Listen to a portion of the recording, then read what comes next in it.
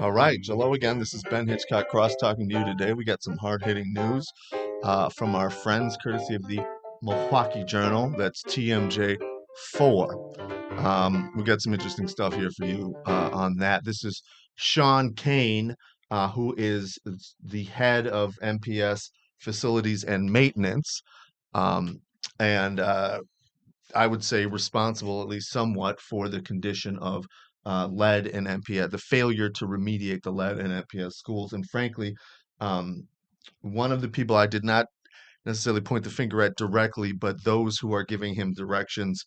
I think firing is. I think some people need to go to jail over this lead in the schools. That's what I've said before. Um, I think it's a crime, but we'll get into what's happened here. So stick with us. Sean Kane out as MPS facilities director among lead safety controversies. I just was in that office on an unrelated matter a couple of weeks ago. Um, of course, there was unprofessional behavior. Um, of course, there was unprofessional behavior by all those involved, and it was of course right after I called for the arrest of certain people. But hey, what can you do? It was the main thing I can say about facilities and maintenance is it's a world unto itself within NPS. Jenna Ray, congratulations to you. Good job. I've met her before. On Thursday, oh, let's see where she's from, if we have a brief moment. Working Huntsville, Alabama. All right. All right. The man in charge of Milwaukee Public Schools lead cleanup is out. Is it lead or is it lead? On Thursday, multiple sources confirmed that Sean Kane is no longer serving as MPS Facilities Maintenance Director, effective immediately. For 2 months, Jenna Ray, that's a good way to put it. I've been reporting on Kane. He has been leading the charge to remediate unsafe levels inside several MPS buildings. That charge has come with significant scrutiny. Ooh, nice picture. And Kane's promises and on-record remarks have fallen short. At a February 11th press conference, Kane said multiple times that school buildings were safe. Well, of course he had to. Of course he had to. I need one of those stands that's got the cutouts for all the microphones. That's pretty cool. All right. Since then, several schools have recorded unsafe lead levels, with some required to stay closed until they pass inspections. On February 4th, Ray reported that Kay was hired as MPS Facilities Director in 2021 without the required license. Now, Martha Kreitzman didn't have the required license. Marla Brunei didn't have a required license. We could go on about who didn't have the required license. So this is not a new thing here. Not a new thing at all. Ray reported that Kane was hired and without the required license. So that's a failure on two parts. He should know that he didn't have the right license, and MPS should not have hired someone without the proper credentials. Now, you may not know this, but I do. And that's why I'm here to inform. The Milwaukee Public Schools is the single largest operator of pools, whoa, baby, in the state of Wisconsin. I think that it's going out because I've got it up too high, but we'll see what happens. That was just a little cup emergency. Um, Largest pool operator in the state of Wisconsin. Pools, by the way, are no joke and require significant licensure of the people because there's caustic chemicals that we put in these waters to kill the bacteria from the that comes off of the human body, and I'm assuming other places as well. Um, That's a serious thing. This man is required to supervise all this. I'm also dead certain that he's required to go down there and fix the pool in an emergency, and it sounds like he didn't have his required licensure. Now, here's I guess the big question here: is it worse to not have the pool maintenance licensure, assuming that's what it is, or to not have the school administrator's license, or to not have the license for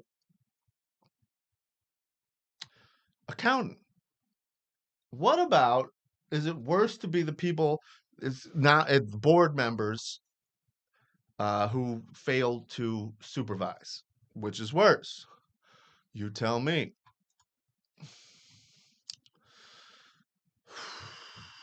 I love this. Records show he didn't renew it until 3 years later after someone filed a complaint with the state. He wasn't looking sheepish when saw him last. He was on the attack. But hey, whose responsibility do you think it was to ensure your license was intact before you would appointed and approved for this position? Ray asked Kane on February 14th. This is frankly astonishing. I would honestly think it's human resources, Kane responded. If that was a peon, but no, there's class basically in employment, as I'm sure everybody's aware, and this person is in the elevated class here.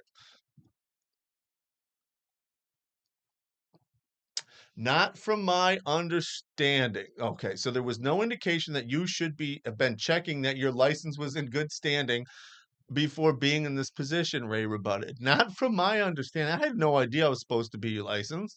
Again, I honestly thought that my license was active during that whole time. Can't answer. Now, look, licensure can be tricky and you can get confused on certain things, especially if they're like lifetime licenses. I grant you that. Certain times you don't know on the. I mean, I that can absolutely be the case.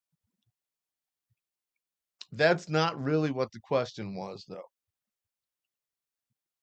The question is whose responsibility was it to ensure that your license was intact before you were appointed and approved for the position? 2 days before that interview, we found Kane signed a final decision and order from the state licensing division, acknowledging it was his responsibility to ensure his registration status remained active. What you're telling me clearly demonstrates that he's willfully lying, and I think it's a huge issue, said a parent. Well, I'll keep that in mind for future reference, Mr. Jensen, who apparently loves Milwaukee just like a monarch butterfly. I think it's just another sort of piece of evidence that this person is not trustworthy to lead the department, which is really the responsibility for cleaning up these buildings. Aha, said Kristen Payne, an MPS parent and founder of Lead Safe Milwaukee. Sources say the search for his replacement will be, of course it will. Well, oh my God. But if that means that Mr. Hendricks is going to be in charge, unfettered, unsupervised, that's not a better situation by any stretch of the imagination. MPS director of lead cleanup under fire for unlicensed hiring amid lead crisis. All right.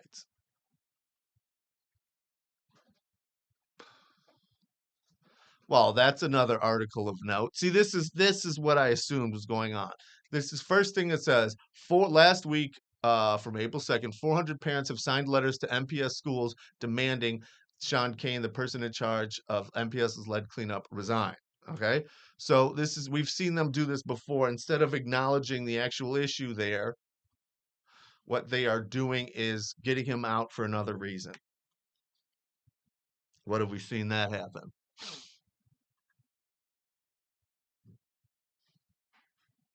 On Friday, a report released by the state exposed that MPS violated state laws while working to remediate lead in schools. Now parents are calling for leadership to be held, like going to jail. I really cannot emphasize enough that these people who knowingly expose children to lead poisoning, or to put it another way, people who knowingly poison children because these children, A, don't have the mental ability to know what's going on and are forced to be there by law. The people who forced them to be there knowing that they were going to get poisoned should be in jail, in my opinion. All right. Well, I think there we have it here for today. Karma, karma, karma. But again, the real people who are accountable, in my opinion, are the people above Mr. Kane, the people who failed to give him the resources necessary to take care of this in the 80s. In the 80s, 45 years ago, this problem was known, and it was known before that. Somebody needs to go to jail. Thanks for sticking with us. We'll keep you informed.